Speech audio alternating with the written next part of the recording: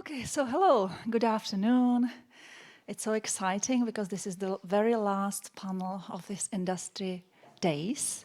And I'm so happy that we have many great friends from Ukraine with us, my dear friends from Docudays and filmmakers you will meet, will be introduced later. And first of all, I would like to thank our partner who helped us to create this panel, which is Creative Europe Media Desk in the Czech Republic.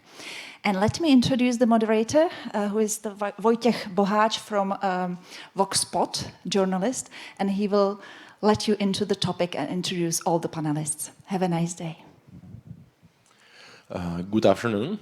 It's an honor for me to sit here in such company.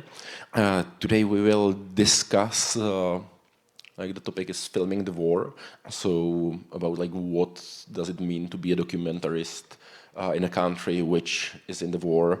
And we will discuss different stages and last history of Ukraine and also the ethical questions of the role of documentarist in such situation.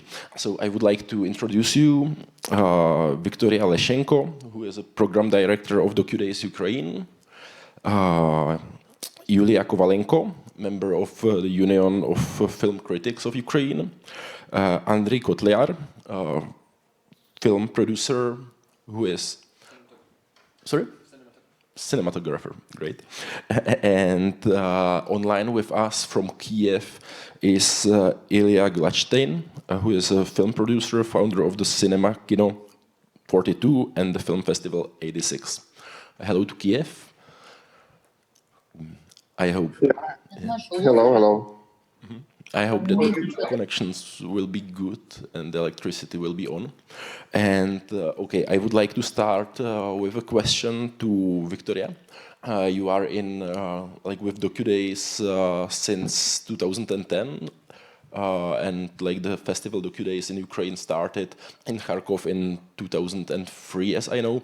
Can you just briefly introduce us how the documentary industry in Ukraine changed since you started?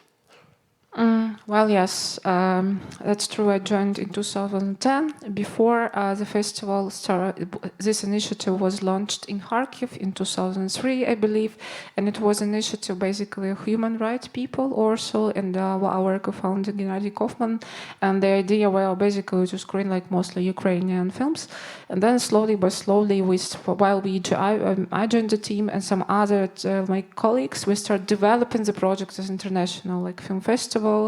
And back then, I remember we actually have free entrance there. There are not really much people in the screening hall. So when we started doing this, really nobody cared. So we just did it because we were very much, in a good way, obsessed about documentary films, but also part of the team was, and there still are filmmakers, documentary filmmakers, and they wanted to create a space to show their films to their friends and colleagues, but also have a possibility to watch international films, European, Asian, whatever. And that was a very basic, very simple idea behind that. And then we started developing that. And obviously, it wasn't a very, popular topic back then. But that's true that in 10 years we've been developing the festival. Things changed. First of all, we had a very great and numerous audience of the festival, not only in Kyiv, but all over Ukraine. Practically, it's 100,000, people watching documentary films within different festival projects. But also industry, yes, especially after 2014, after Maidan Revolution, suddenly we saw many new faces, new filmmakers. Some of them maybe were not professional filmmakers, but they start all documenting and filming and sending their films, very different films, let's say, to Docudays. And since then, we realized that actually it's different. And yes, and of course, during these 10 years, that was a part of our mission. We were developing and supporting Ukrainian film community. So we were launching projects on co-production, some education initiatives to show Ukrainian filmmakers how they can collaborate with international colleagues, how and where to find money, where to find support. And we were working with with Goethe Institute, with British Council, with our Swedish donors. And I think in 10 years' time, we really see now a lot of successful documentary films, and filmmakers, and many of them say to us that they were actually started their journey from Docudays UA, watching films, and then they decided, to make them. So yeah, now we have a totally different landscape. Thank you. Next question is to Illia. If you can tell us how the industry changed with the beginning of the war in 2014. So, thank you for the question. Can you hear me? Yes, we can. That's cool. Yeah, hello from Kiev, from the basement where the cafe is located. It's a beer pub. Yeah, and how the industry changed, it changed drastically because in 2012 probably the proper funding system was established in film funding system was established in Ukraine, and it started working in 2014 2015 properly when the money were allocated for the sector, and actually everybody, but from my personal experience, like it was really open to the newcomers, and if you really have a good idea of a film, of a documentary film or a fiction film, you could actually get the government money. And before that, like normally, maybe because I was in cultural sector for years before that, maybe in 2009 or 2008, it sounded really weird for me that you can actually collaborate with the government and to get funds from the government, and it's easy to manage, and they don't want to corrupt you or to do anything bad for you. And that's what actually happened just in several years after Maidan revolution. So I see it as one of the things we've achieved as a community, as a society. And yeah, and from 2015 to 2019, it was working quite well, and many films were released and distributed all over the world. Now, at least it's almost every big festival in the world, the documentary fiction one gets Ukrainian film. And now it's actually the last generation of Ukrainian films are being distributed, because since 2019 everything changed, and now we have softly said, the bad management, and also with the start of the full-scale war, there are no money in the sector, and before there are no private money almost in film production, so it will change a lot. So I think in next year, starting from the next year, there's going to be no new Ukrainian fiction films. Otherwise, with the documentaries is okay, because documentaries are cheaper to produce, and there will still be Ukrainian films, Ukrainian documentaries, but they will be funded by some non-Ukrainian bodies. Does it work? Yeah, okay, fine. Thank you. It's like every sentence evokes a lot of questions, and also if you will have questions, feel free to raise your hand, and we can talk also about what interests you, of course. But for now, I have another question for Andrii. As I understand it, you are in the industry since 2015.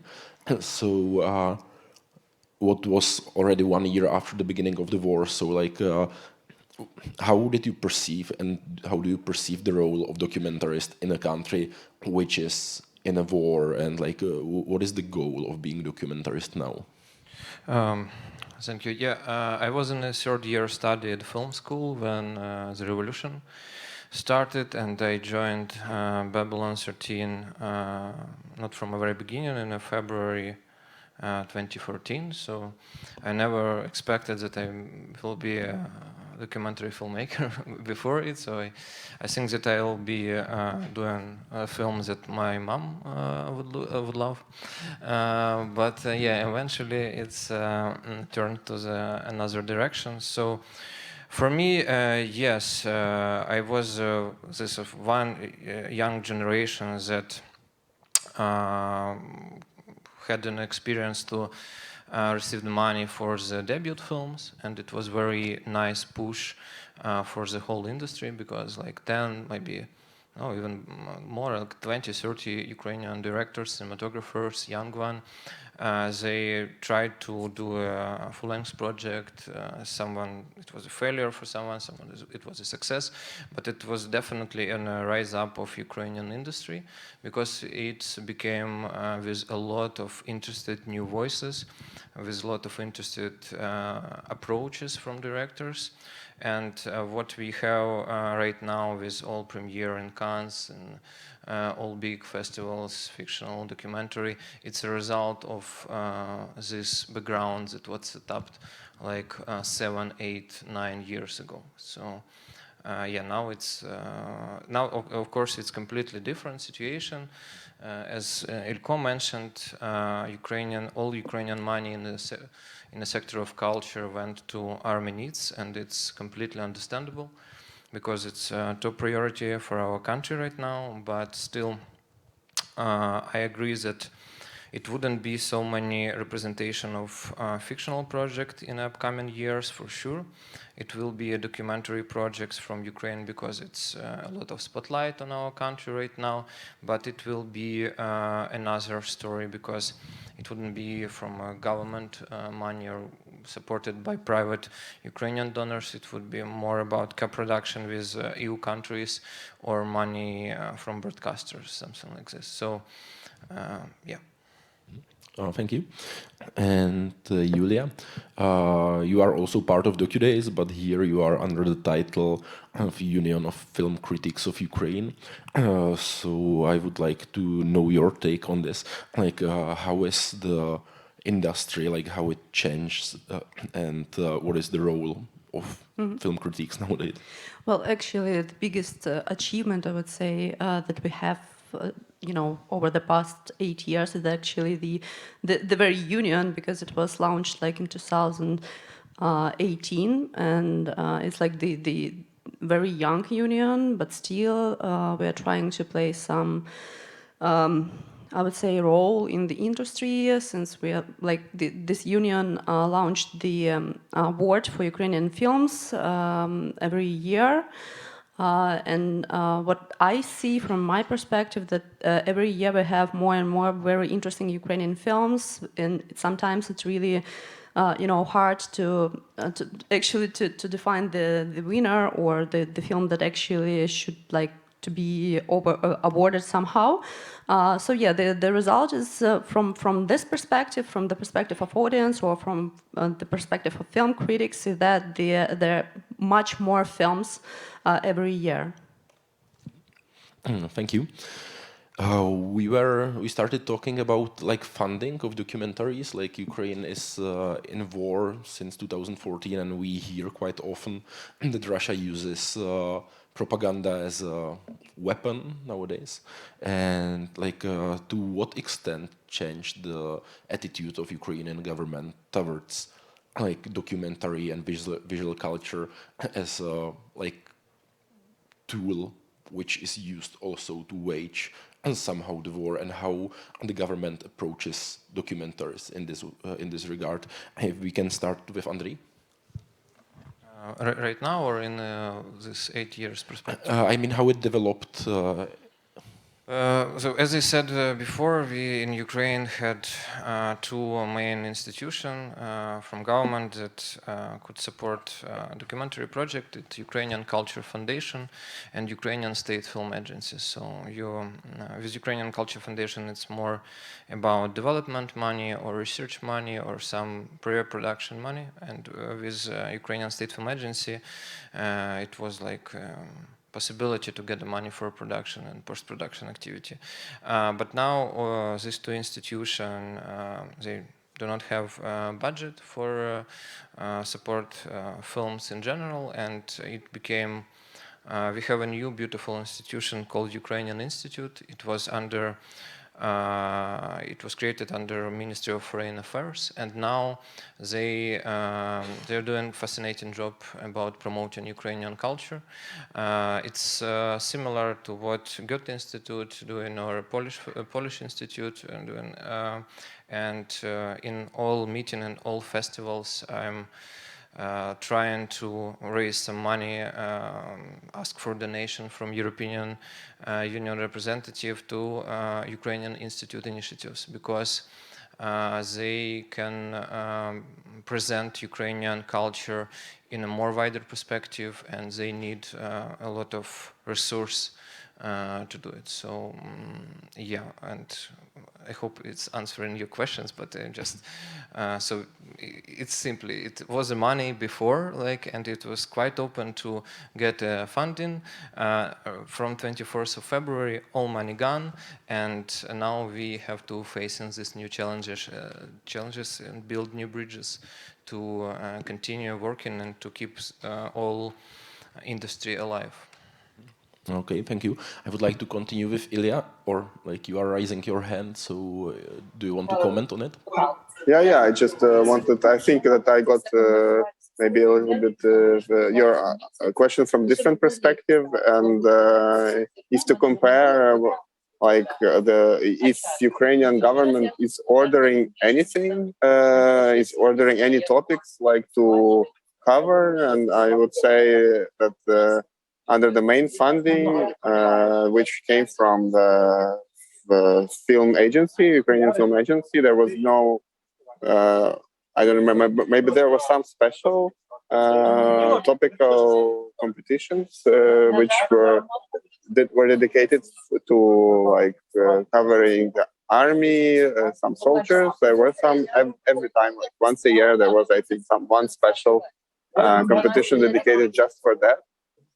But normally it doesn't function like that. So like 95% of the money would go to the projects that just apply without any topic. And I think that even though they produce, they have order. You can say that order it's from the filmmakers, but still they come up with their own ideas. But those films that reflect on the army and the war, on those topical competitions were very minor, and actually almost nobody seen them. They were not distributed widely, and the films that actually depict the war, there are a lot of them. And for example, Andrii is a producer of one of them. It's called War Notes, the film by Roman Lyubay, which I distributed in cinemas in Ukraine. It was not even funded by the government. It was totally produced by Babylon 13 production, which actually was born during Maidan in 2014, 13 years, and they are still in very active, and maybe Andrii will tell you more about it. So it was completely grassroots project, which is found footage, and the only thing that should have been funded by the government was the distribution, and even this part was not funded. So yeah, so I would say that it is not like that, especially in documentaries. The government was not interested in creating some, narrative or some propaganda like movies. Yes, it works. Can I ask you, Viktoria? Also, like, it continues with this topic. Like, Ukraine is nowadays trying to appeal on the international community. Do you feel support from the side of the government to participate in such events like this festival to promote your movies abroad? And also, like, President Zelensky is from the film industry, so it seems he might understand how it works. What is the role of visual culture? So, like, how does it work now? Well, it's a very tricky question because, let's say, if we speak about Docudays UA, that was truly always independent platform. So since I came in 2010, we actually never, had any influence or any push or any pressure or any censorship from the government, and basically we had never really, our core major funding was never a state funding. So we used to get some money, but it was even not the half of the budget of the festival. So everything what we've been doing, and we start doing a culture diplomacy much earlier than it became really, a trend. And we were bringing delegations of Ukrainian documentary filmmakers for huge festivals such in Leipzig, IDFA, Amsterdam, and Lyon. And that we were always doing on our own. So basically we just saw, while traveling to other festivals, we saw there are delegations, there are institutions, there is a Polish film, there is like German films, there were no Ukrainian films, whatever. So we started doing this on our own, and we are really happy that now we have, new institutions, Ukrainian Institute. But honestly saying, we still do it on our own. I mean that when war started, it was quite logical. Of course, we received a huge support from international community because Docudays is already very well known, internationally known film festival, and that was a time also when we supposed to have our 19th edition of the festival in March. This didn't happen. We were almost prepared to the festival, so we had to explain to our partners, I guess, that why actually we have to stop preparations. And then automatically all those people and all other people start writing to us, asking how they can help. Lots of them until now fundraising money and sending them to some funds of Docudays UA and to other funds of which we used also to support documentary filmmakers. So I mean we are still very active in culture diplomacy. We also try to arrange events, organize events to bring Ukrainian filmmakers and film professionals to other festivals. For example, like in November, we are also going to have an extremely super interesting thing. We are going to bring a delegation of Ukrainian film curators, for example, to IDFA, to Amsterdam, and to present them to international community, basically to say them. So if you want to hire Ukrainian curator, Ukrainian professional, here are those people. So maybe you can consider this. If you need some Ukrainian program. So yeah, we do a lot of that, but actually we were never with state, but there is one exception when Ukrainian Institute appeared. Yes, that was the start of a huge collaboration. We work also now together with them, and sometimes it's happened that we are all both present in some events, and some have some partners. For example, at Doc Leipzig this year, there was also a delegation of Ukrainian filmmakers, and it was also supported by us and by Ukrainian Institute. So yes, that's the only one organization with which we kind of have some crossings, but it's not like that, that we are collaborating together, some strategies or whatever. And unfortunately, of course, we never had heard from Film State Agency or any kind of this institution, unfortunately. So I don't know what to say. It's a good question because now many people ask in the film industry actually, yes, that maybe we need more support from the state in this direction. But now the support of international community is huge. Of all these festivals, of all these platforms. And I also want to thank Ji.hlava Festival. They all very supportive. They invite us. They provided us with funds. And also, yes, so at this point, we are really capable to act in a way on our own and to do what we think really important. Thank you. Yuliia, if I remember it well, you live in Odessa now, right? You are connected with Odessa, right? Yeah. I just remember 3 years ago we went to Odessa to the Odessa International Movie Film Festival, and what struck me from the beginning of this war was that I was subscribed to a newsletter from Odessa International, and from 24th of February, my email was full of kind of attempts to coordinate the community to help Ukraine through filmmakers. And I started thinking okay, it's interesting that it's not just the role of the government, but every institution, every festival, it seemed, started to organize as much as they can. And how can the film industry in Ukraine, documentary industry, work with the international community, and what you can demand, or how you can organize the community to help Ukraine in this situation? Well, actually, it was me myself also in the first days of the full-scale invasion, who actually wrote all these mails to our colleagues of Docudays UA, also calling to support Ukraine or to spread, the news. And it was like the naturally, because you're just simply trying to figure out what you can do in this situation, because it's like absolutely shocking. So yeah, there were a lot of such letters and such trying to organize community and people who actually, to help somebody somehow. What can documentary, a movie, what actually can film community do in this situation in under the circumstances of war is simply to help to explain the context and help to fix all these war crimes. This is like very obvious, but it's really very important for further courts and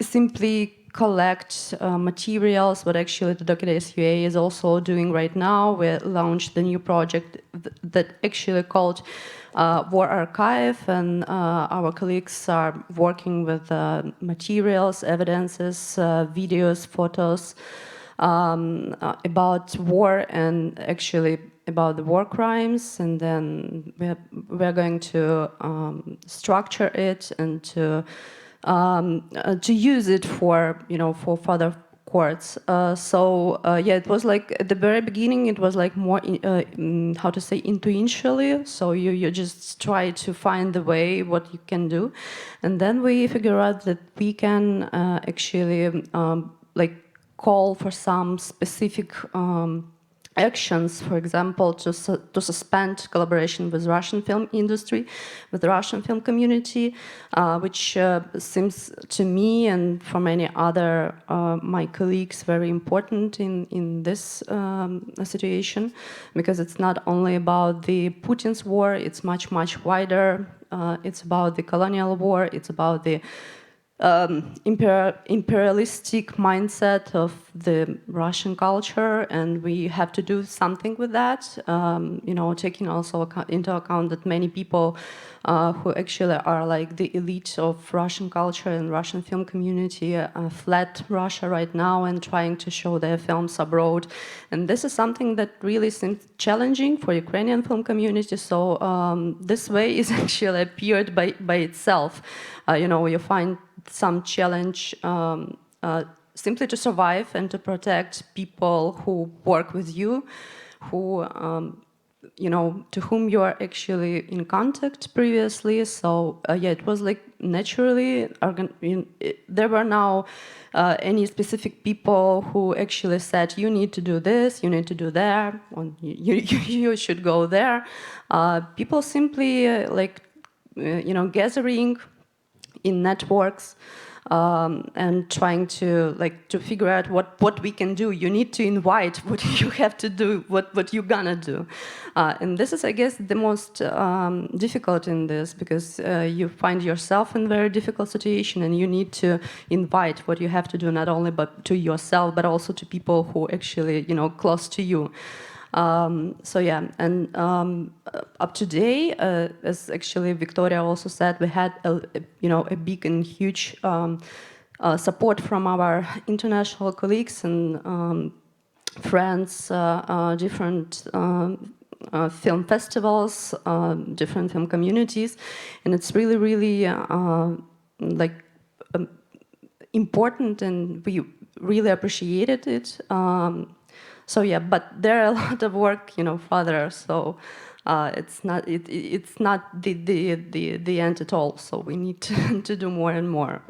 Thank you. Yeah, we during the Leipzig we proposed. For me, it looks like a very interesting initiative for our friends, not just from Germany, from all EU countries and maybe Eurymarch, so these institutions, to set up funding for Ukrainian filmmakers, that we can apply to this fund and do a pitching presentation, and it will count as a Ukrainian money for co-production activities, because it's vital, when you go to Germany or to Czech Republic or to Spain and okay, let's do a film together, you need to have some percent of money, maybe not so huge, maybe 20% of money, some development money or something. So it will be a nice step from European community to set up this very open funding. They can do like pitching, presentation and everything, and it will support in a very short way a lot of Ukrainian filmmakers, and it will be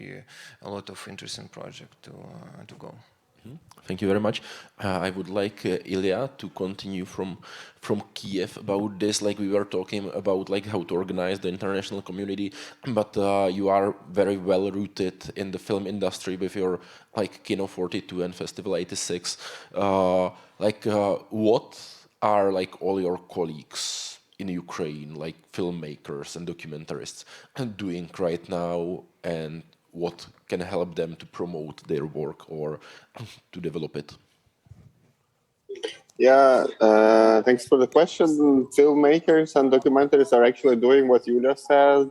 So many of them organized around institutions that have already been, like Babylon for 13. Some new institutions, some new organizations were set up, like Kino Dopomoga, and people are just document, like, or Docudays also do is what Vika said. So there are several institutions that keep the directors, the documentaries around, and they just document what's happening. And like it's a little bit out of the line, but it's my thought that during such times as we are living through now, the importance of documentary video comes back to its beginnings, to the actually documenting part. It's not that it's much more important than some, artistic vision or something like that. So that's what people do. They archive the war. They also collaborate with international media. A lot of broadcasters came to Kiev and to Lviv starting from January. So a lot of documentary people are working as line producers, as DOPs, as drivers, and stuff like that. Some people also work on their own projects, so they're doing documentaries, developing and also filming the processes that are happening. So I know several people who are doing their films, and also some local producers do co-productions or work as local producers for international directors who want to work on the topic of the Ukrainian-Russian war. And also another thought I would like to share is that, war is a time of stories, and a lot of stories are happening. And, war is about death, and also storytelling, starting from Aristotle, is based on the death. So, when there is somebody dying in your film, it's good for a story, unfortunately. And now we have a lot of such stories. So many international directors are coming to Ukraine to make their good story, some story that would work well on national pitchings or international pitchings, and they will secure money for that. And a lot of exploitation is happening right now. So I would recommend to make it more ethically, to actually have a Ukrainian co-director in such projects. So if some international director wants to make a film in Ukraine, it would be more ethically if they involve a local co-director who actually knows the context and actually needs a job as well. And it's maybe not the answer to your question, but it's something I wanted to share. Mm-hmm. Thank you. Like Yuliia, you are not from you are from Union of Film Critics, what is something a bit different, but you have experience with unionizing people probably. Is there any attempt to to give Ukrainian filmmakers and the industry one voice to communicate with the world what Illia is talking about, to talk about how you perceive those people coming and filming, maybe becoming famous or getting their money for movies that sometimes it's not ethical or that they should change the attitude. Is there such common voice, to speak with those people coming? Well, yeah, I'm actually not from the filmmakers, like, you know, community. I'm not involving in this kind of activity. But what I actually see that you know, in terms of voice of the Ukrainian filmmakers, and actually the voice of how this work can be filmed and screened, and considering the receiving some am I actually right in interpreting your question, like the person who came to Ukraine and to As far as I understand, the question was about like it's dedicated to what Ilko said about co-directing.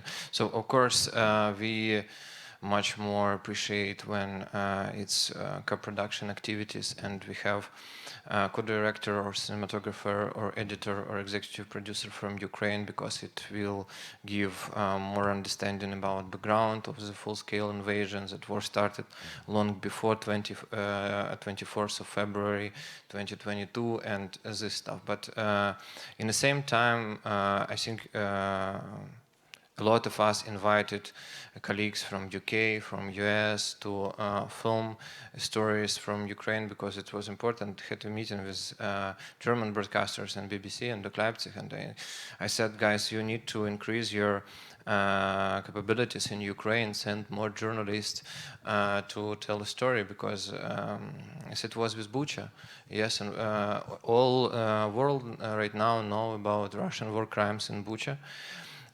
Because of, you know, France 24 streamed it after, I don't know, 1 or 2 days of the occupation. And President Macron, President Biden, Olaf Scholz, they all reacted to this. And it's bring more and more attention. What worried about us a little bit is that a lot of director from post-Soviet region or so-called independent Russian director, they try to film this war and said, oh, okay, I can bring some independent Russian perspective. What the fuck? We don't need a Russian independent perspective of this war. So some production houses tried to hire me as a cinematographer, and they said, oh, okay, it will be very interesting director from Canada, very interesting, inspiring voice. It will be all observational during the front line. You have to spend 1 week in a final checkpoint before Russian army, and eventually it was a Russian director. I wouldn't say who, but it doesn't matter. But it, you know, it was hidden a little bit, just to, you know, just for me to participate on this project, film some material, and I don't know, get some $100 or whatever, and okay, my material gone for some so-called Canadian independent film director from Russia. So it's a case that I was expected, yes, and we have to sometimes check a background of like with whom we are talking about, and what it will be, like what's the main goal of your project. It's something like this. But in general, Babylon 13, we are doing right now 3 co-production project, one with German colleagues, one with filmmakers from Litva and Latvia, and another one, I think it will be like published very soon. It will be cooperation with filmmakers from Germany as well. So we are open to, you know, it's vital for us to tell the stories and bring a European perspective to this. And I will show later maybe a good example of how we can and what impact can be from international colleagues. I think it might be a difficult question, but if you have like any take on it, like for me, like as we are talking about this, like different perspective, like for example Russian, which is not needed, documentaries or films are always about like different perspectives. So if you have any like ideas how you perceive, like where are the boundaries, how the story of Ukraine can be shown nowadays, because it's quite difficult even like to ask this question, like to put it well, but like what are the boundaries from where it starts and where the discussion should end about like the debate about what's going on in Ukraine? Well, the very conversation about it should like begin much more earlier than even 2014. Maybe I would start this conversation from the beginning of the 20th century. But in the documentary filmmaking, you are not actually able to put everything in only 2 hours or 1 hour of the film. We have one example of the film which like the duration of this film is almost 5 hours. It's available on YouTube, but unfortunately it has no subtitles. It calls to watch the war, and this film is absolutely it consisted of found footages from from short videos from networks, from YouTube, etc., which actually were made by people in the eastern part of Ukraine during the war, starting from the April of 2014 and up to the I guess 2015 or something like that. So there are a lot of materials of people who are actually witnessing what's going on, and this is like very massive film, and this, I would say, one of the example how can you tell about this war without like giving some push to the audience to tell them the story. You simply show the story. You don't need to actually explain that there are Russian forces in the eastern Ukraine, while you actually see those people in on the video. But this is like the only one film that I can remember in terms of this very wide conversation about the beginning of the war. And this film also doesn't consist any ideological aspect, which I feel very important in these terms, in this conversation about the imperialistical mindset, which also, plays very important role in this. As a film critic, maybe you are able to do something more and to write, the very story. But the person who actually tell the story takes also the responsibility,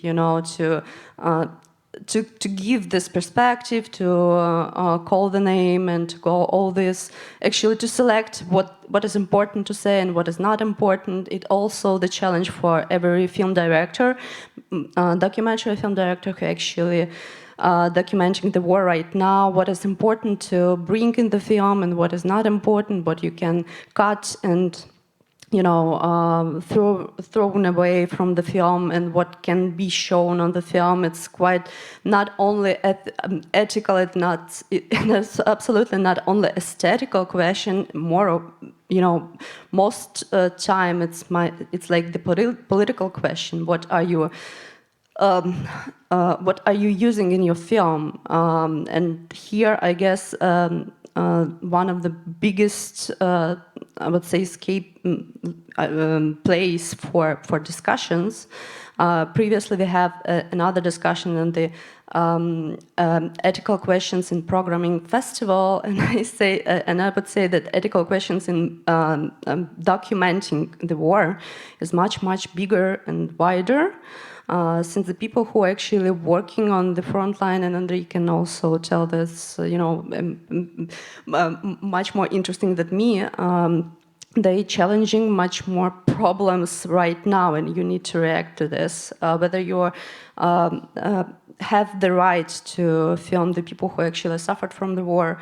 On the one side, it's not really ethical, but on the other side, you are responsible to film like the war crimes, and you are responsible for bringing some materials to make some stories visible, and it's also about the visibility.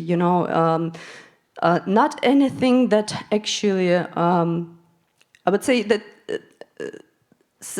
those facts that remains invisible, it's much harder to talk about them because they are not visible. And this is, I would say, the biggest responsibility for documentary filmmakers to make the stories visible today. So, yeah. Thank you. I see Andrii would like to say. Yeah, so if you're talking about war crimes and how we can work with this in a film perspective, unfortunately, Babylon 13 have some expertise on this matter because we started to work with it long before 24th of February. We made, if you're talking about just war crimes, we made a couple films in 2015 and 2016 about horrible Russian war crimes against civilians. It was shelling a passenger bus near Volnovakha city. More than 11 people were killed, and shelling of residential areas hidden in Mariupol. Now all of you, I think, know about Mariupol, but it was a war crimes before this year. It was like killed more than 17 people, as I remember, and more than 80 was wounded. So we did it just with material from criminal cases. We decided to not penetrate and not to re-traumatize civilians with all this interview and working with them like closely. We asked for some documents from the criminal cases and work with phone interceptions, satellite images. You know, it looks in the prosecutor's office. It looks like this, all documents and everything. And one of the directors from Babylon 13, Roman Luby, did a fascinating job to put it on a very short form. You can check it after on our YouTube channel. It's called Satisfy Commander and Hidden Residential Area. 15-17 minutes long documentary made just from material from criminal cases. But eventually, when we start looking closely in 2019 to MH17 case, Russian militarian shot down a passenger airplane over the east of Ukraine in 2014. 298 civilians were killed. And we started to work with this project called Iron Butterflies in 2019. We presented it at CPH, Sunnyside, IDFA, at all of these platforms, but eventually we realized that, and we think that we will do the same as with the short forms, that we will use just open source data, material from criminal cases, some material from Russian propaganda state media to show the audience how we can, how actually propaganda worked and how they try to cover war crimes. But eventually it became a hybrid documentary. We had a lot of, because it's much more complicated case with all these layers, and now it's about to premiere in 2-3 months, I hope so. And I can show you a trailer right now. It's Ukrainian-German co-production project. Please, can we kill the lights and show this trailer?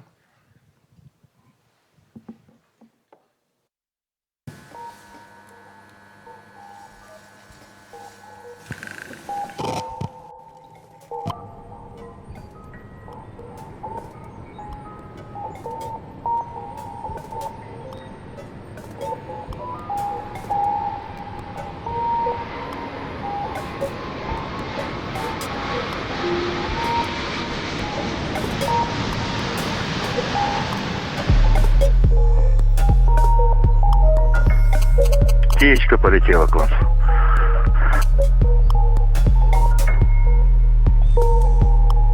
Короче, блин, стопудово гражданский борт.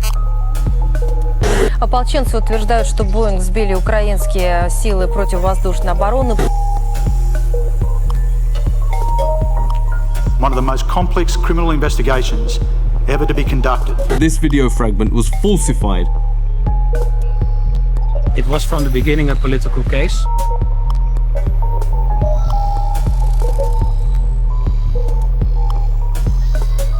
Violence has no way to conceal itself except by lies, and lies have no way to maintain themselves except through violence. Establishing the truth in this case may help prevent fresh violence in the future.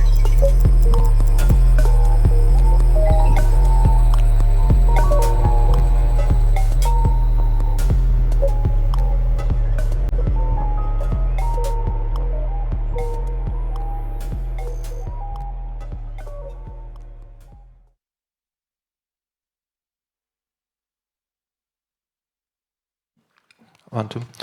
So we are trying to work in a non-classical way with war crimes, because for me the main goal is not re-traumatize our people. And with Iron Butterflies we try to do some fictional recreation, use the physical theater technique, because body language doesn't need translation. We try to show to the European community, to the world, how Russia propaganda worked long before 24th of February, how they try to reach audience from very different angles. They set up independent broadcaster in EU, donated footages for free, and between the footage of sport, they always try to send a little bit of Russian narration about Lavrov minister, about Putin, and how is everything fine, and it's just Ukrainian problem, local one, etc., etc. So, just to finish this topic from me about war crime, for me it's completely moral question. Unfortunately, as a cinematographer, I saw a lot of war crimes from February, especially at the occupied region. So, and it's a big moral question for me, what stories we have to show to the world, what stories are not. And there is a lot of work for war prosecutors, not for filmmakers, because of course we have to highlight a lot of what happened in Bucha, what now happening in Kherson, because more than 800 Ukrainians in prison right now in Kherson, and we do know nothing about their condition. But there is a story that I wouldn't film, such as in one village in near Kiev, we found a 72-year-old woman that was raped by 5 Russian soldiers. And her grandchild was watched all of it. So Russian soldier kept him, and he watched all of this process. And I think that, of course, we can film her and ask some question, but eventually it will be all about re-traumatizing her personality, and she needs definitely see doctor and psychiatrist to try to live with all this horribility experience. But I think that it's not a place for documentary filmmakers in such cases. It's a place for war prosecutors to record it in a right way and just prepare all this for the court. So yeah, for all filmmakers that we will go to Ukraine eventually, or been there for a lot of time, all of us need to think about our documentary heroes in this way, to not re-traumatize them again, because our work is not so important as their lives and their mental health. Yeah, thank you. If any of you would like to react or add something. I have a question to Viktoria. We started talking about the shelling of the bus in Volnovacha, or there are many stories, and Russian propaganda is very good in spreading its ideas. For example, I wrote recently about the the Korsuny massacre, I think, which is one of those like Russian myths which were used to, like it was about people from Crimea returning back from Maidan in 2014, and according to this myth, like the bus was attacked and many people killed and so on. For me, there is also a question if we are talking like what to film about and what not, like how to like address and answer to this like myths spread by Russia that like they are quite good in spreading it, and is it the role of documentarists also to try to stop it somehow to because like what they do quite often is just to spread as many stories as possible, so they overwhelm you and you are not able to do like real work. So how to react on this when it actually approached the minds and brains of people? So what is the role of documentaries in countering propaganda? Difficult question for me, because I honestly I don't know how to to fight Russian propaganda in a way. Or, I mean, to work with it. I don't know. I mean that until it's all like really digital world. I mean, mostly the channel, it's like social media. Yes, it's basically internet. I think there should be some, technologies how to protect ourselves from it. But in my impression, of course, like as a film festival, we always truly believed that the most important part is education here, And I never had actually, unfortunately, any illusions that we can change mind of people like, elder generation, which came from the Soviet Union, which experienced that life, which possibly had some kind of nostalgia about their, youngest and greatest years of their life. And this was a pretty much some part of, people living in Ukraine, and not only in the east of Ukraine. You can easily find those people in the south, in Kiev, whatever. So I have never this illusion that I can change their mind, So we always worked basically with young audience, because we know what we can change. We can create this festival, create this platform, program it with wide scope of documentary films, do some educational events. We have a lot of that as a festival. We have also traveling festival. We have network docu clubs, documentary film clubs all over Ukraine. It's more than 200 clubs now. Yeah, that's what we've all been doing. But what I see is the best thing the most efficient tool to somehow to stop Russian propaganda was when they start bombing us.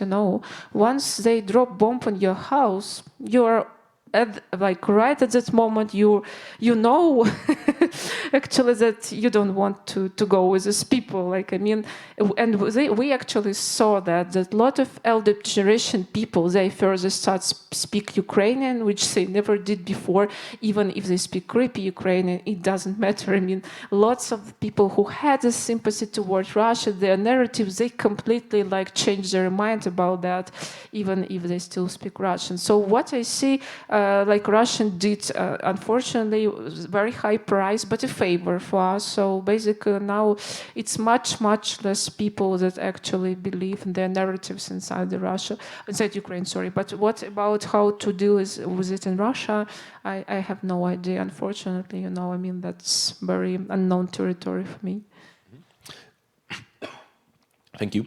We have last half an hour, so I would like to involve also the audience. How does it work? Yeah, okay. Thank you very much. So there is a question. Oh, sorry. Blind. Hello. I would like to ask if there was in production of the films, maybe you heard about, trying to sabotage projects on the basis like co-production, trying to infiltrate the projects with people who have a different aim,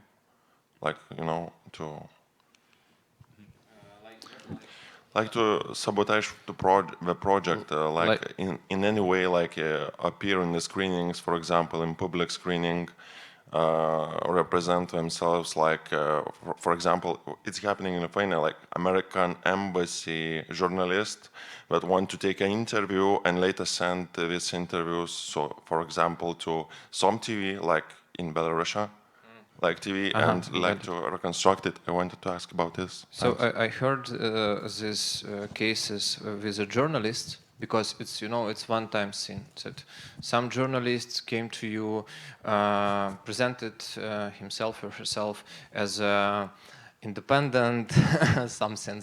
Russians, you know, they like to use word independent a lot, and yes, and it's a good marker, you know. When I work with this MH17 case, I was at Joint Investigation Team press conference, and I heard so many independent Russian media there, much more independent, and they all based in London, in New York, very fancy. Yeah, it worked many. I see it just in journalist level, because it's one-time thing. So you can, I don't know, had an interview with some officials or some relatives of the victims, present yourself as a journalist, and post some interview at Russian media. So it's like quite easy task, unfortunately. But with relationship as a co-production relationship, it's much more deeper, you know, and eventually after 1 or 2 weeks or so, we would realize that something like bad going on, and it just can't be a case in a documentary perspective. You know, it's always a wise thing to double check background of your co-producer or a partner or whatever. Thank you. There are other questions. Hi. Yeah. Oh, it's working. Yeah. Since the colonialism was brought up, the topic of colonialism, I want to ask maybe generally to reflect on the role of documentaries when we talk about Russian colonialism and how it has not been rethought up until now, until February, because from also coming from Georgia, I think that it's this topic of Russian colonialism and what Russia did to its former Soviet colonies is pretty much absent from the Western narrative, and the role of documentaries may be to bring this narrative back and to really rethink about what it really represents and where it leaves its former colonies. So. Thank you. I think it's a good question for Illia, as he wrote an article about this, narratives of Russian imperialism in Russian culture. Yeah. Thanks for the question. I think it's very important. I wrote a piece about fiction films that Russia produced starting from 2000s, and it's because of fiction film is much more widely distributed and has more impact on minds. But it definitely, so the thing is actually that Russia used cinema as a weapon and still does, and as well they also use the documentary film as a weapon. And for example, we just laughing that with colleagues, Daria Basel, Vika's colleague, were just posting a screenshot from the event in 2014. There was some panel discussion on Doc Leipzig where Ukrainian directors were discussing with Russian documentarists, and one of the Russian documentarists, Alena Polunina, later in 2018 made a documentary, totally propaganda documentary about so-called DNR, and now she just signed a letter in support of the war. So it's maybe not an answer to your question, but the thing is actually Russian imperialism is in documentary film as well, and it should be addressed, and it should be also seen as a weapon, which we don't see as a Ukrainian documentary community. We don't see the total understanding of that fact in many our colleagues. And also how this Russian imperialist view, how it still works, even though the war is going on and everybody understands with their minds that Russia is not doing good in Ukraine. They are like villains in the story. But still, because Ukraine was actually how it all works. You know, we have an empire, we have a metropolis like Moscow in our case, which is used to tell our stories, which is used to tell stories of the colonies. And everybody in the world are used to listen to those stories, to the stories of these colonies through Russia, through Moscow. And that's why actually I think people need those independent Russian whatever now, because they want them to tell the Ukrainian stories, because they're used that Ukrainians don't say anything for themselves. And still, for example, in IDFA, which just announced the competition programs, there are films on Ukrainian war that are made by some other director. Even one director who studied in Russia is telling a story about Ukrainian immigrants in Budapest. I mean, this is maybe, even though it might be a good film, but I mean it's totally bad idea. You know? And still, the thing is like the modern, like I don't know, like the proper, I don't know, like Western world, probably the civilized world should understand that the perspective that they have had on Ukraine and also on other colonies, former colonies of Russia, like Georgia or other colonies of Russia, it was all by Russia and through Russian mediums, through literature, through film, through documentary, through news, and through propaganda, of course. So you cannot change it right now. It's like an active action, you know. To change it, you have to be very aware of it, and not everybody wants to do that. But all over the Russian colonialism and imperialism should be addressed in documentary films, of course. Does it work? Yeah. Would you like to add something, any of you? So, Ukrainian filmmakers called to all our colleagues, suspend Russian culture, Russian films, suspend collaboration with Russian filmmakers, even so independent of independence. And it's things that I think all of our colleagues will do eventually, because we have a lot of work to do here in Europe to address this and debunk Russian propaganda and show our point of view to this story, because we just had a lot of conversations during Doc Leipzig and Ji.hlava with a lot of colleagues, and all of them addressed to, you know, to Sakurov, to Kosakovsky, to a lot of Mansky, to a lot of other Russian, Serebrennikov as well, oh my God, and addressed to like, oh my God, they're a nice guy, you know, very independent. But unfortunately, it's the same like it was with in 1936 with Berlin Olympia Games in Berlin.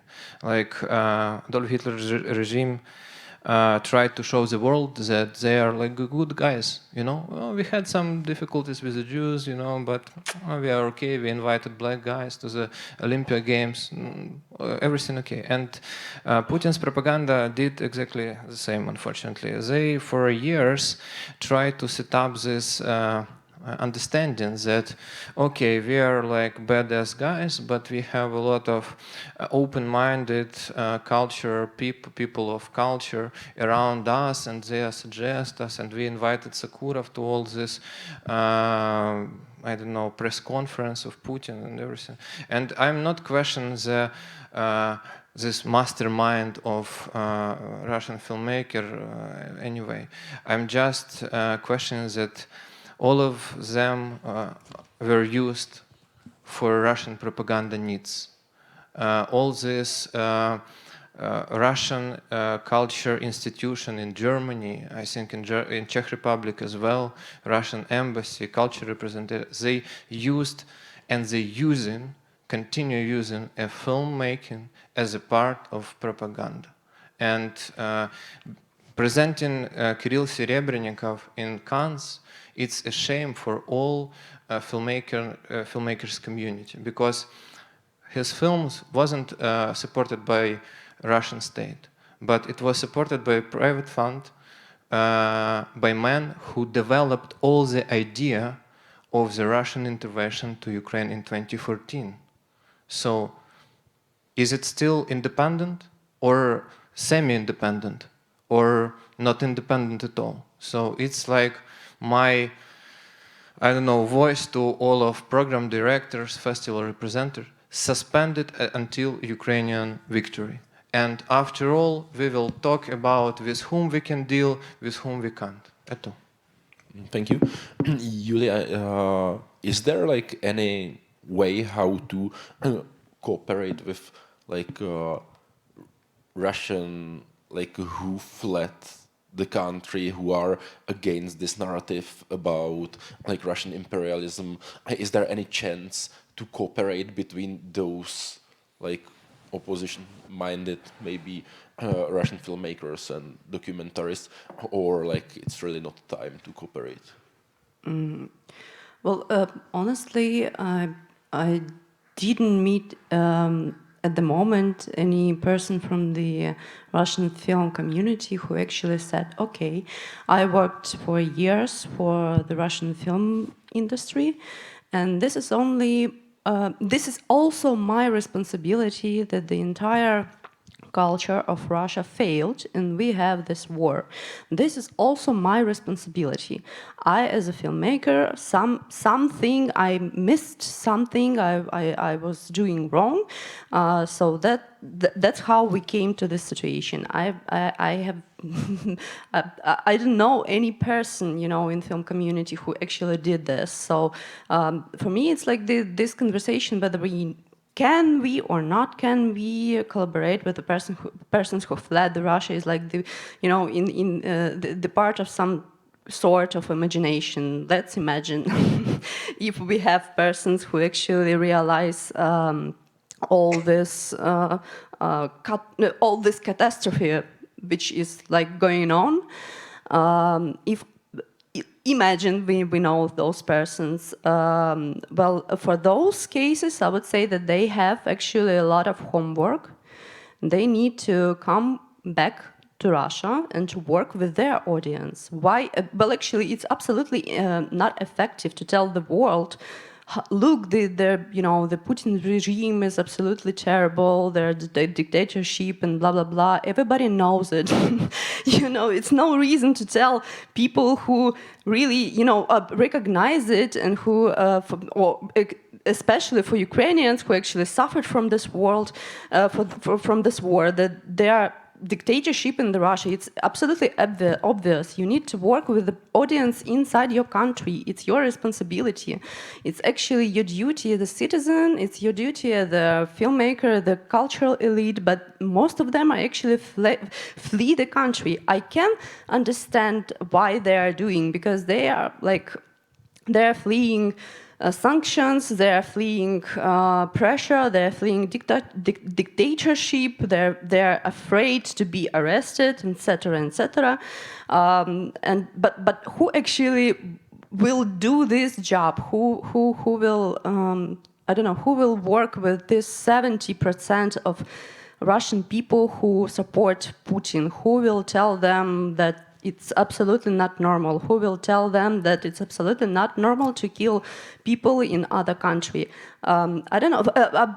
Well, we can imagine that we can collaborate with those peoples, but for what? I mean, what the purpose for this? Thank you. Do we have more questions? Okay. I would like to ask you, would you have recommended that also to Fritz Lang and Max Ophüls to return to the Third Reich and work there?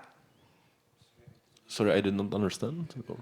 I said to you saying that all the Russian filmmakers should go home and work with their audience. I think that's a good idea in principle, but it's not going to work because, and you know, imagine you brought up the Nazis, yeah.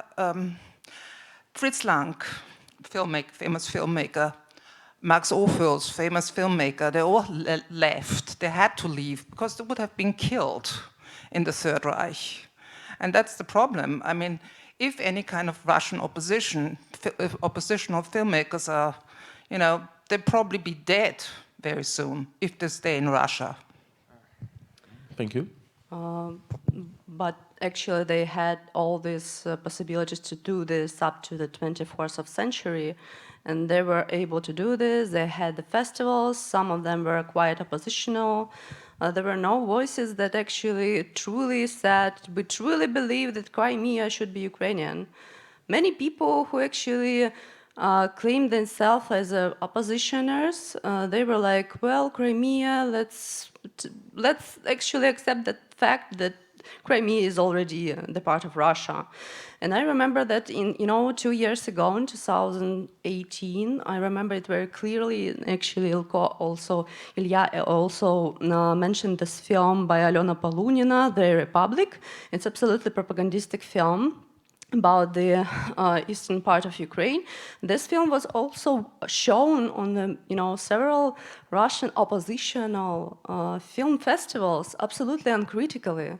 So people just were able to come to this screening, to watch the film, and go home, totally, believing that everything is okay, and the eastern part of Ukraine is absolutely Russian territory. So this is how it works. And I understand totally what you are saying, that the dictatorship needs to be pushed outside, to be destroyed. No dictatorship disappear by itself, and, Hannah Arendt wrote about this a lot. But at least you need to do some efforts inside your country.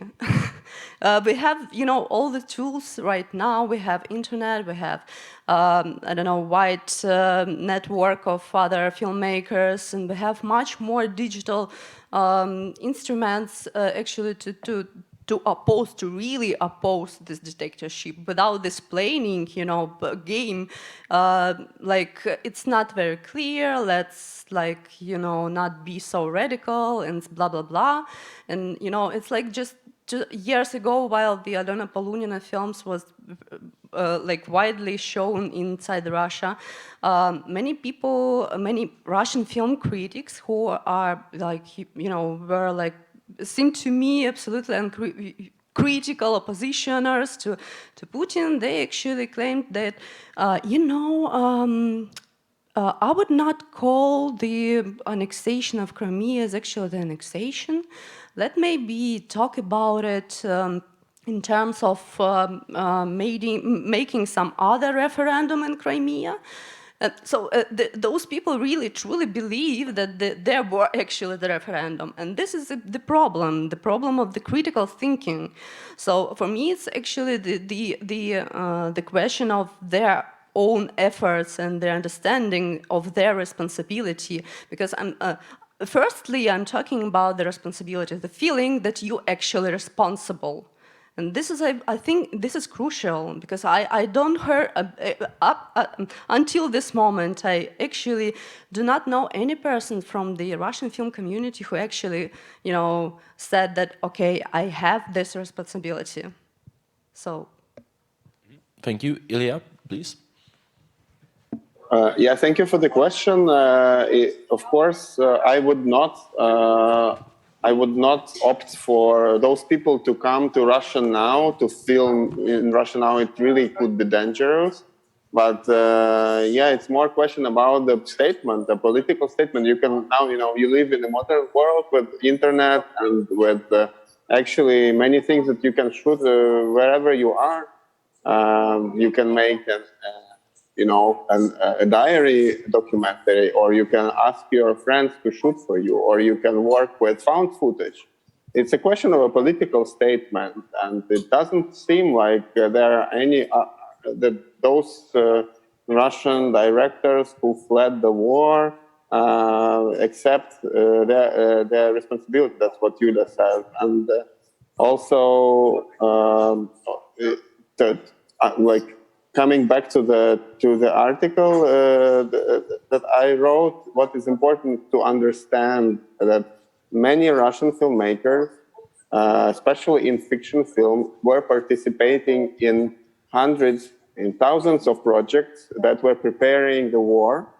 that were preparing the Russian society to this war, the projects that were dehumanizing Ukrainians, the projects where Ukrainians were the betrayers, the projects that were shown Crimea or, I don't know, Odessa as a Russian territory and showing all Ukrainians like Nazis and stuff like that. And these are like really thousands and maybe tens of thousands of professionals who were working on those projects for 10 or 20 years. And they are coming now and they're accepted and they are given the floor to speak. And before you can actually collaborate with those people, you have to check if they actually didn't participate in actually creating those films who are part of the war. So that's why we asked the world, the film world, to pause this collaboration and also to be more critical to it. This, of course, there are a lot of people who really did not do anything bad and who did their independent thing. And I do not agree with Andrii in this case about Mansky, because Vitaly fled Russia in 2014, just after actually Ukrainian-Russian war started. And he was always open about his political position. He does not mark himself as a Russian anymore. And still he tried to spread the critical thinking over Russia, and he did his festivals and stuff. So I don't have any questions to Vitaly. And I would like other Russian filmmakers and festival makers to be like him in this case. So actually, at least we have one example of how could all those people do, and with his films as well. Thank you. I see there is a question upstairs.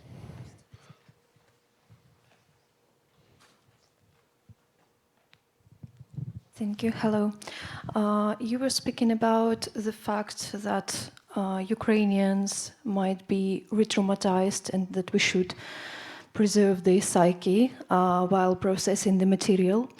But I would like to put a question about kind of traumatizing people who didn't go through this war, and how exactly we can find means or a medium how to reach this kind of understanding of our trauma and the depth of our trauma, but at the same time not to turn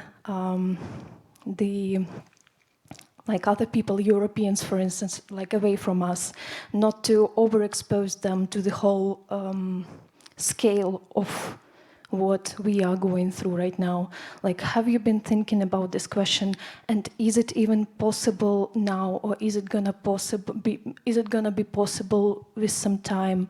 How do we, like, basically share this trauma and how do we become seen and understood without overexposing other people too much to it? Yeah, but what trauma are you talking about? War trauma.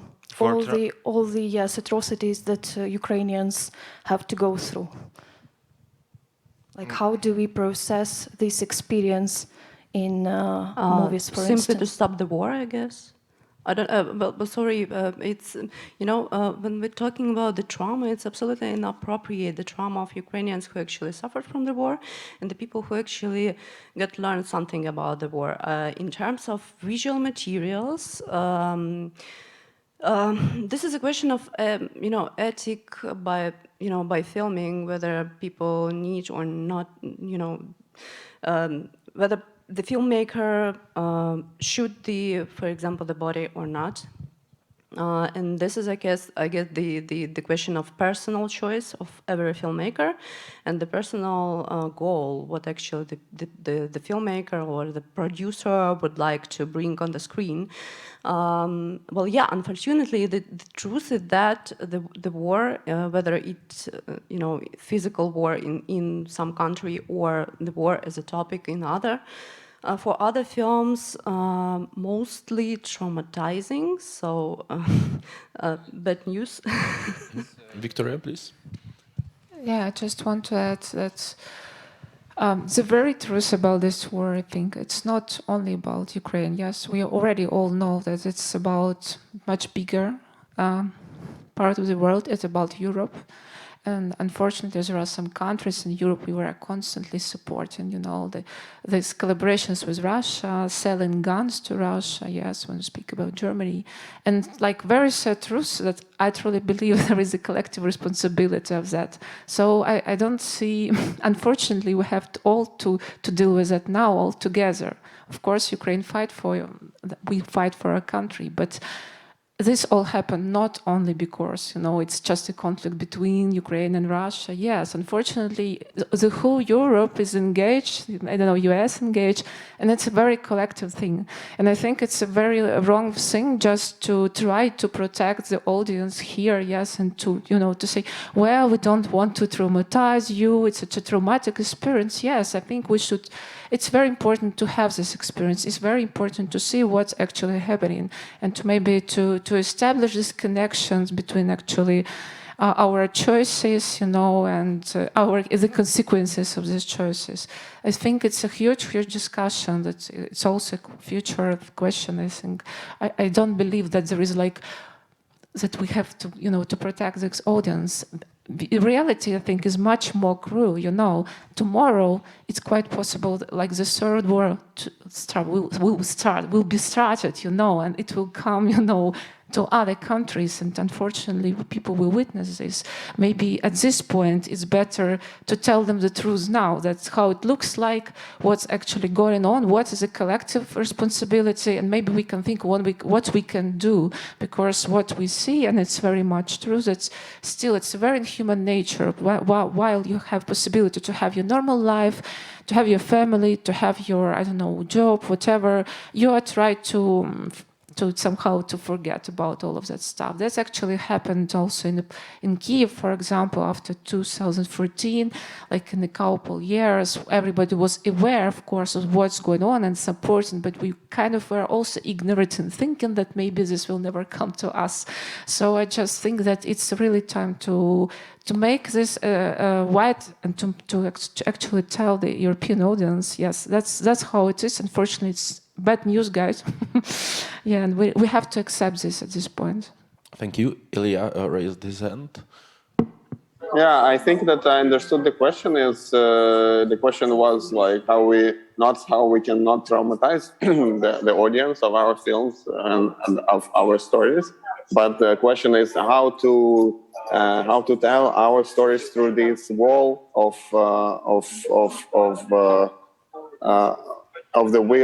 not willing to hear, because whenever you are going into real details about the rape and about the tortures and stuff, there's like the system is overloaded and the person it stops hearing, and that's the problem. That's a real problem, and it's just a self saving mechanism, because nobody wants to be traumatized, and it's just the personality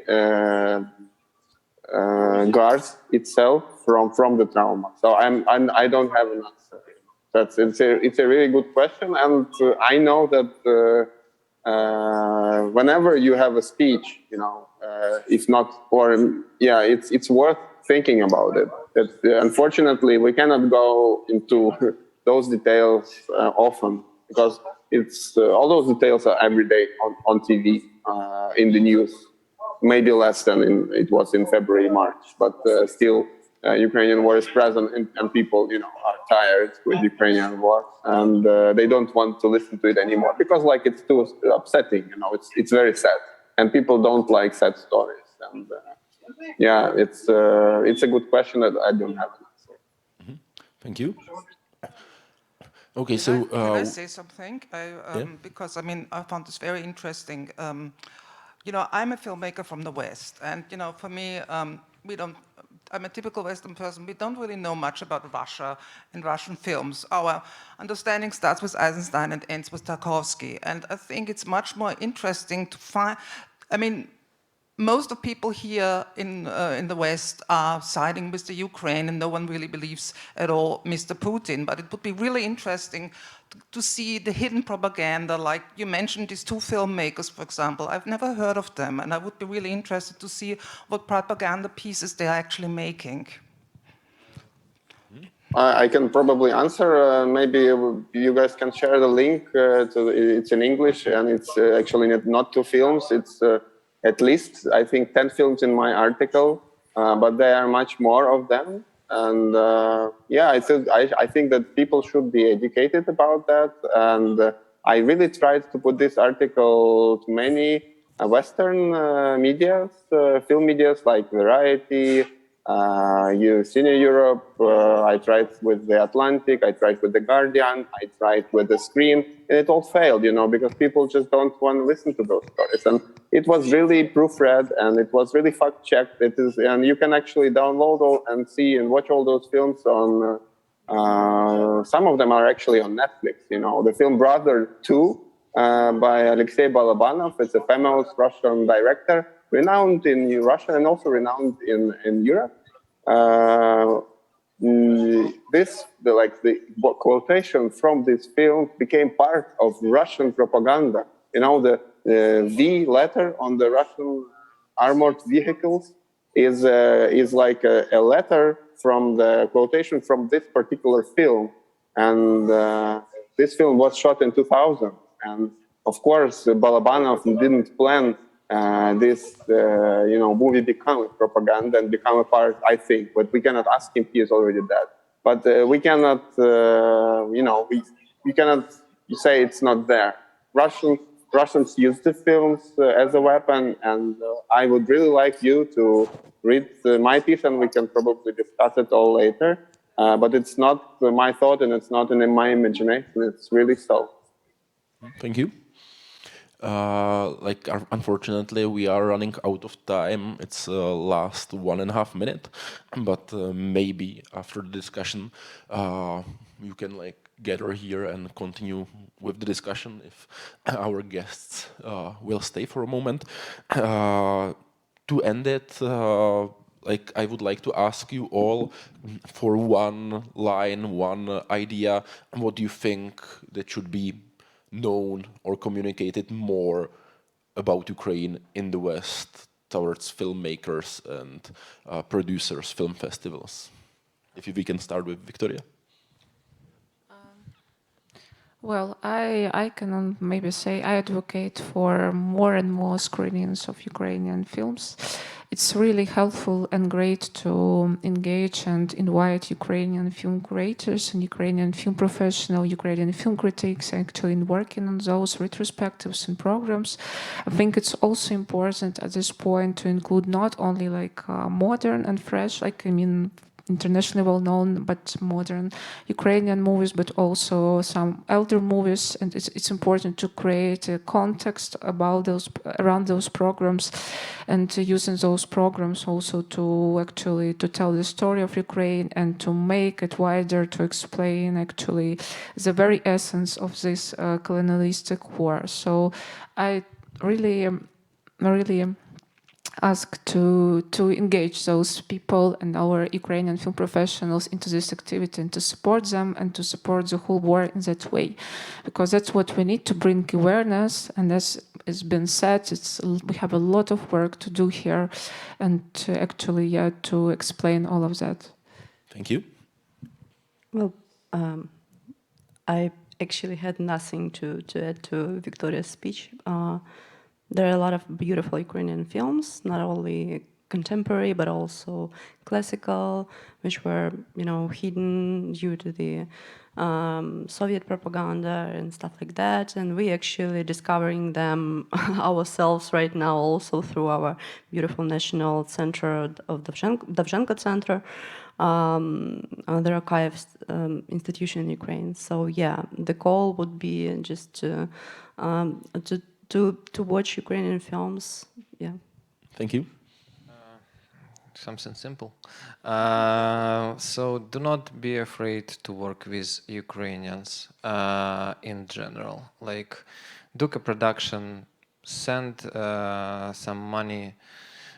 It's just about donate a weapon. It's not up to filmmakers, but you have friends in politicians and all this stuff. So filmmakers can be a huge deal at all this relationship. But about concrete goal, contact Ukrainian Institute, ask about direct contacts with Ukrainian films institutions, private initiatives, donate money to Docudays UA. They did a fascinating job to support Ukrainian documentary community. Yeah, do not be afraid. Thank you. Illia? Yeah, and it's also worth, maybe it's not an answer to your question, but it's worth mentioning that many Ukrainian documentarists and also other filmmakers are not doing films anymore, and they are fighting this war, and that's also what the war is taking from us. It's taking the professionals, and instead of making stories, those people have to actually defend their country, defend their families, defend themselves, defend Europe as well and the world. And it's just worth remembering about that, unfortunately this war makes us really hard to tell our stories, and it's important to take into account this fact. And yeah, I think that Ukrainian stories should be told. And Wojciech asked one question that I could not answer before about different perspectives on the war, how different the perspectives can be. And it's a very good question, because, you know, the world is used to different perspectives, to second opinion, and, you know, it's a good thing to ask two sides of the conflict. And this is not the case anymore. I mean, like, we know the villain, and there was a revealing point, and they are open about their will to destroy Ukraine, to destroy the nation, and also to destroy the political order and the modern civilization as it is now. And yeah, it's not a time to a second perspective now. We all have to trust actually Ukrainians who are in this hell right now, and it's not because like we want to, you know, make a propaganda. It's just because what we are living through. Thank you very much for your answer, and thank you very much for the great debate. Thank you for your questions, and enjoy the last day of the festival. Have a nice day. Thank you. Bye.